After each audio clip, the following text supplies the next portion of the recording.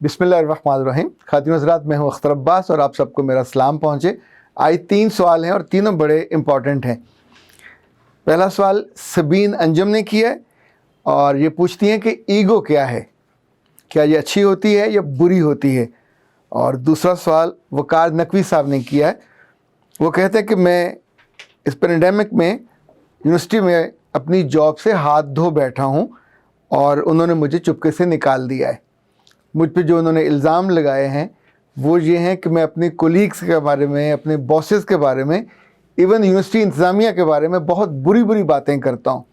और मैंने इससे इनकार किया तो उन्होंने मुझे कई लोगों की रिकॉर्डिंग सुना दी कि जिसमें मैंने वाक़तन उनके बारे में इतनी बुरी बुरी बातें कही हुई हैं कि ख़ुद मुझे सुन के शर्म आई। तो मैंने उनसे कहा मुझे आप फ़ोन कीजिए, आपसे तफसील से बात करते हैं।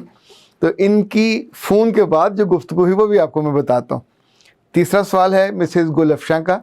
वो कहती हैं कि मेरे सारे बच्चे मुझे छोड़ गए, मेरा अपना घर है, मेरी अपनी गाड़ियाँ हैं, डिफेंस में मैं रहती हूँ और उस घर में अकेली रहती हूँ।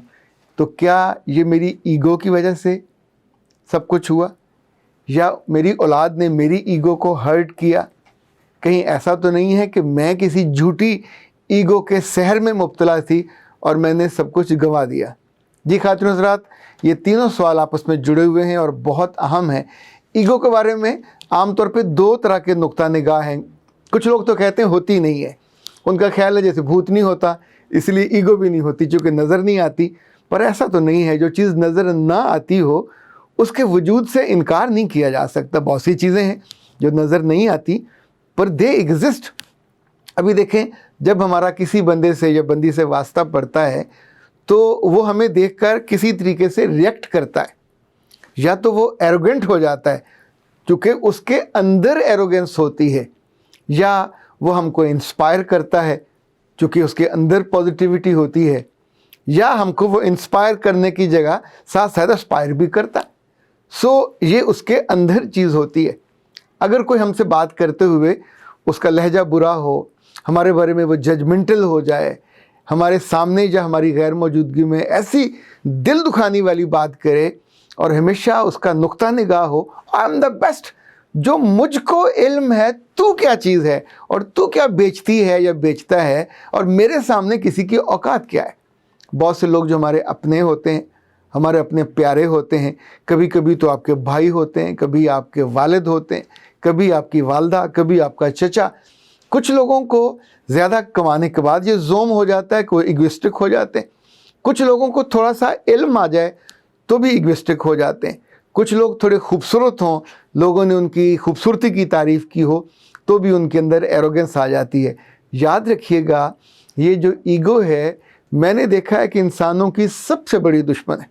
आपकी खुशी की, आपकी खूबसूरती की, आपके लोगों के दिलों के अंदर उतरने की, आपकी तरक्की करने की, आपके सीखने की, जिस जिस चीज़ को आप सोचते जाइए ईगो बिल्कुल दरमियान में खड़ी होती है और इसके पास एक झंडा होता है। कभी कभी वो बैनर बन जाता है, वो लहराती है, आई एम द बेस्ट, जो मुझको इल्म है तुम क्या जानते हो। जब जब आप में से कोई भी छोटी उम्र में हो या बड़ी उम्र में इस तरह का जुमला कहे या सोचे तो फिर वो दूसरों को कीड़े मकोड़े समझता है और उनके बारे में एक कमतर नुक्ता निगाह रखता है। वो उनकी बात सुनेगा और इनकार कर देगा, वो उनका तजुर्बा और कामयाबी देखेगा और उसको रिफ्यूज़ कर देगा। वो हमेशा स्टेट ऑफ डिनाइल में रहेगा जिसमें लोगों का, चीज़ों का, कामयाबियों का, खूबसूरतियों का, सच्चाइयों का इनकार करना है। ईगोइस्टिक आदमी आम तौर पे अपने आप को खुद ही स्टैंडर्ड मानता है, पर कोई इंसान स्टैंडर्ड नहीं होता। अच्छा, अगर आप कभी गौर करें तो जितने भी ईगोइस्टिक लोग होते हैं ये आईनेस के सहर में मुब्तला रहते हैं। और आईनेस यानी मैं, तो ये तो खालसन एक झूठ होता है।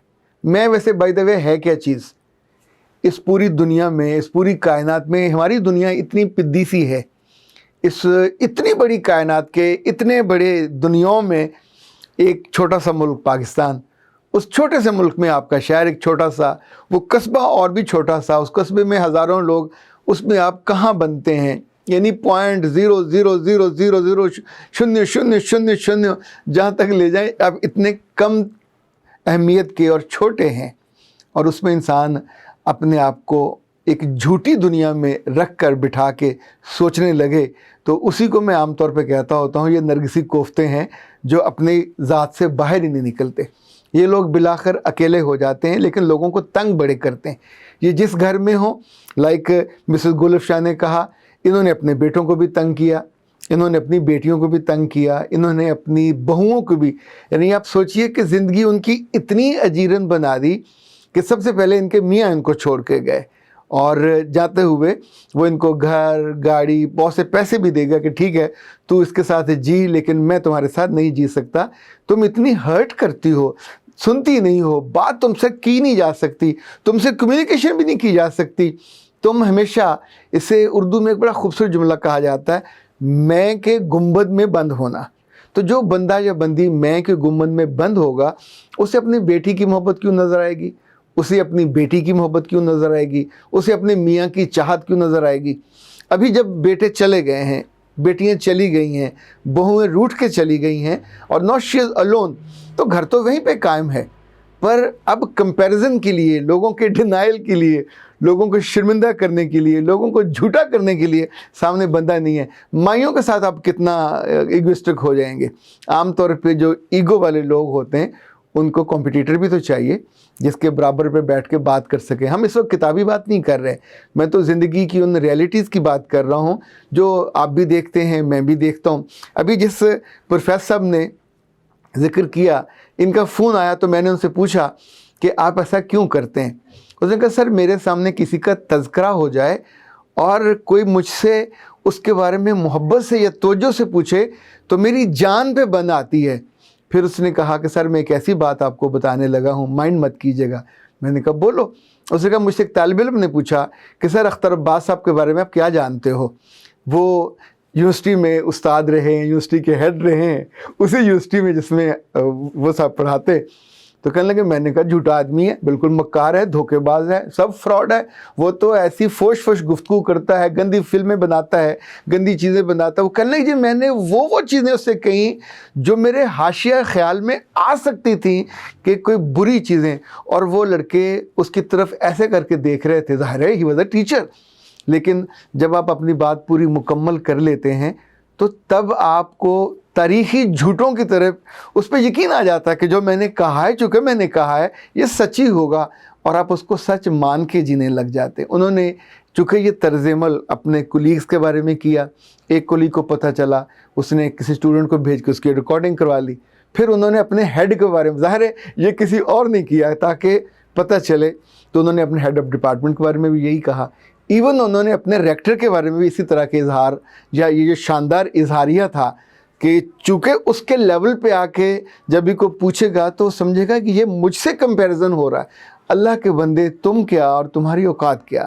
آپ اگر یہاں پہ ہو تو دوسرے لیڈر کے آخری سیڑھی پہ ہیں. یہ عزت، یہ عظمت، یہ شہرت، یہ وقت ان کو اللہ نے دی ہوئی ہے. اس بیچ میں کسی کو 10 سال، کسی کو 20 سال، اب ریکٹر صاحب ہیں تو 30 سال ان کو لگے ہوں گے اس مقام پہ پہنچنے میں. وہاں انسان اپنی لیاقت سے پہنچتا ہے، وہاں اپنے تجربے سے، فہم سے، دانش سے، علم سے، ڈگریوں سے، ریلیشننگ سے، ایک پورا کمبینیشن ہوتا ہے جن چیزوں کا. اور اس میں جو بھی اوپر جا رہا ہوتا ہے اس کی ایگو ساتھ ساتھ وہ کم کرتا جاتا ہے. میں نے زندگی میں بہت دفعہ یہ دیکھا اور اس کے اچھے فوائد لیے.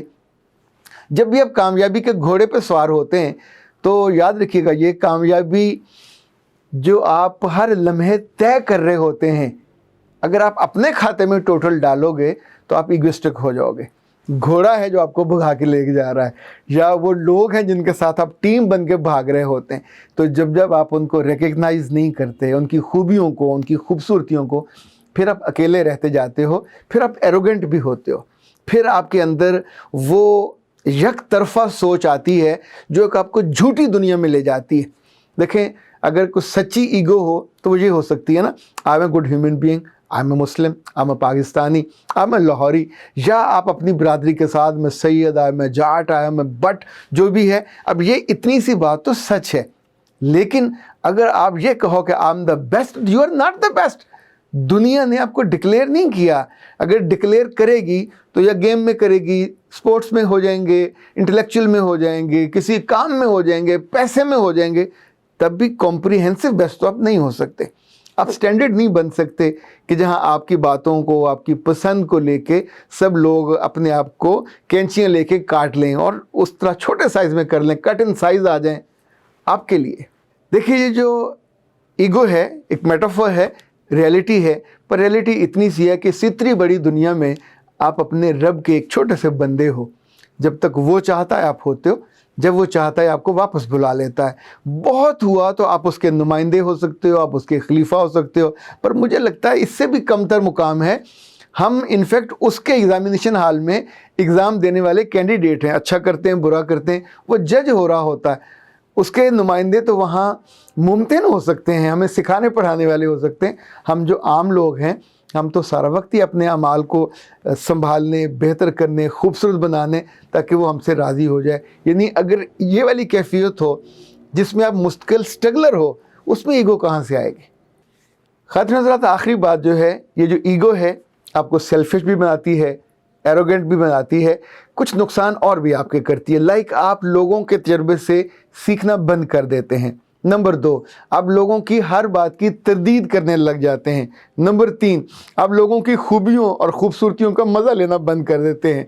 नंबर 4, आप अपने रब की मंशा के बरक्स चलने लग जाते हैं।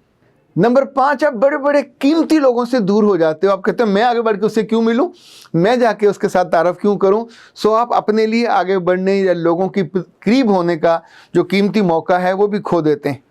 अब लोगों के करीब होने का जो कीमती मौका है वो भी खो देते हैं। आप उनकी टो में लगे रहते हैं, आप उनकी ख़राबियाँ, कमियाँ, कमज़ोरियाँ ढूंढते हैं। आप उनको शर्मिंदा करने के लिए लोगों के सामने या लोगों की गैर मौजूदगी में वो बातें कर जाते हैं जो फिर आपके लिए शर्मिंदगी का बायस बनते हैं। ये लफ्ज़ छोटा सा है, ईगो। बाद लोग इसको एगो बोलते हैं, पर मेरा आई गेस के एगो ठीक नहीं है, ईगो ही बेहतर है। और ये लफ्ज़ तो 3 हरफों का ही है, लेकिन याद रखिएगा कि आपकी ज़िंदगी की ये खुशियाँ, आपकी ज़िंदगी की इज़्ज़त, वक़्त और आपका पूरा इमेज, ये सारा डिस्ट्रॉय कर सकता है। इसलिए बेहतर है कि एक झूठी ईगो में, झूठी तसव्वुराती ज़िंदगी में जाके जिसमें सिर्फ आप ही बेहतर हों, चाहे मिसेस गुलफ्शां हों, चाहे वकार साहब हों, या ये जो पहला सवाल उन्होंने किया था सबीन नजम साहिबा ने, तो आप सब के लिए गुजारिश यही है कि जब जब कोई लफ्ज़, कोई इल्म, कोई फ़हम हम तक पहुँचे तो मज़ा यही होता है कि आप उसको अंडरस्टैंड करते हैं और उसके मुताबिक अपने तर्ज़ अमल को बदल लेते हैं। अख्तर अब्बास को इजाज़त दीजिए। अस्सलाम वालेकुम।